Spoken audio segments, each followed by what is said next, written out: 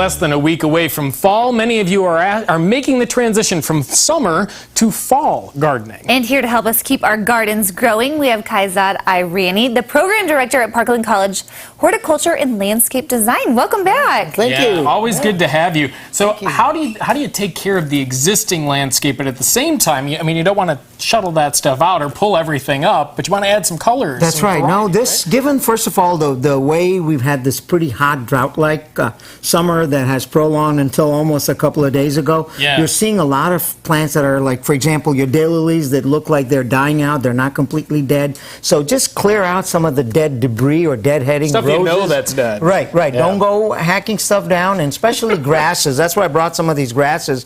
I'm one of these guys that will tell you not to cut down your grasses for fall or even winter, because picture this when you do, and I know we're talking winter a little bit farther away, but when you have the little icicles or little just droplets of water that freeze, you've got a nice winter wonderland. So keep the grasses, it doesn't hurt the plant, and then early spring you can cut them down. Well, and two, you're stopping erosion, so any of the good soil that you have left too, right? This is absolutely. So and again, working with what you have, just cleaning it up. We're fortunate we're getting some moisture in now, and fall. Now it's time to think about fall colors.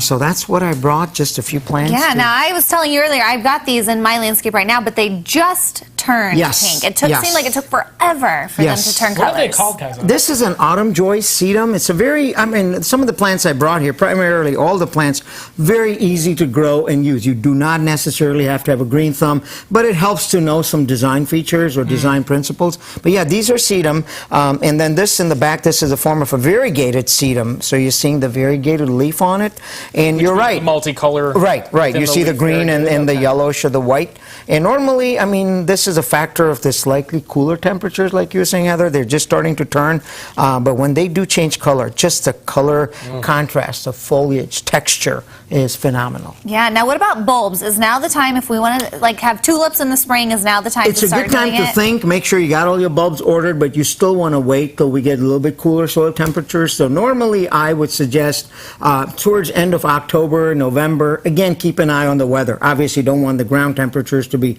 very cold, but these are the bulbs, what we call fall planted bulbs. So your tulips, daffodils, and some of these. Yeah, absolutely. And you always highlight the fact that you're doing multiple things when you're doing this arranging. You're playing with the height, you're looking at the color, you're looking at the texture of these leaves here, because you can kind of see that these are very smooth and waxy. Very, absolutely. And that's the key thing. As I teach design, you are exactly right. Were you one of my students, man? No, I listen to my interviews with you. He does, because we've talked about this. But and in fact, I wouldn't call this a floral arrangement, because again, we do teach floral arranging at Parkland, and they do a phenomenal job. This is something I just threw together with my wife's help from my own garden, just to show you, again, these are the inflorescence of the grasses. Even look at the colors in the variegated miscanthus, the zebra grass, heights, colors, fragrance. I even brought in, I love this, I'm a big fan of lavender, and I know the whole studio smells of just this little... Good. Yeah, it's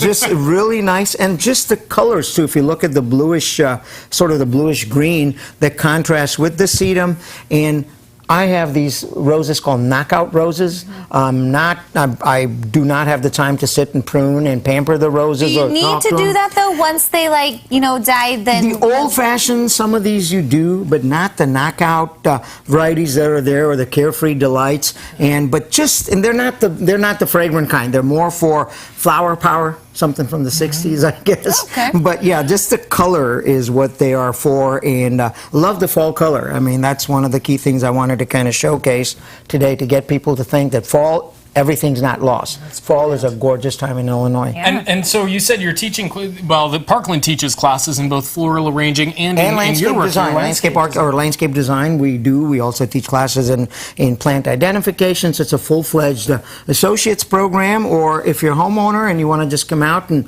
learn about different things but don't want to take the whole degree or diploma, go ahead and just sign up for classes, and we'd love to have you out there. Yeah, so it's not too late to get your fall foliage going. not too late at all. Not too late at all. So absolutely, yes. All right. Well, thanks so much for coming in. My Lots pleasure. of very useful information. Always good stuff with Kaisa. Always Thank you. good Thank stuff. you, man. Thank you, Heather. If you need any more information about these types of plants, you can go to ciLiving.tv because fall is in the air, Matt. It is, and what a perfect time